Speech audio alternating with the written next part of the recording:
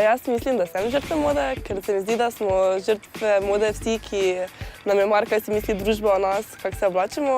Moda je v bistvu nek zunanji način tega, da lahko človek doseže sprejemanje družbe. V omari imam več stvari, kot jih potrebujem, ker nekatere stvari nikoli ne oblečem, nekatere pa večkrat. Spremljam modo non-stop na družbenih omrežjih, kot so Instagram ali pa Facebook. Mi je vseeno, kako se oblačim, samo da je udobno. In pa spremljam slavne osebnosti. Največkrat mi one pokažejo te modne trende in se potem merim po njih.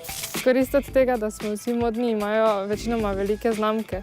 Mora biti vedno moderno več stvari, da lahko se ljudje najdejo v nečem. Če pride kakšna nova stvar modna ven, mi včasih še ni všeč, čez nekaj časa pa se privalim na to in mi je potem všeč. Zlorabljajo recimo poceni delovno silo v manj razvitih državah, da se mi potem lahko boljše oblačimo. To mi gre zelo na živce, ampak nekako ne morem zdaj jasno to vplivati, ker kjerkoli vseeno kaj kupim, prispevam k temu sistemu, brez oblek pa ne morem biti.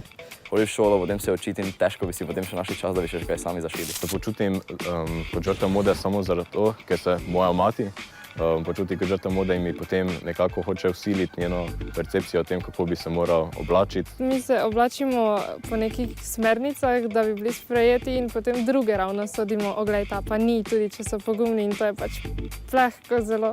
Ampak ni ravno zdaj življenje, da bi se lepo oblačil, ampak da bi ga užival.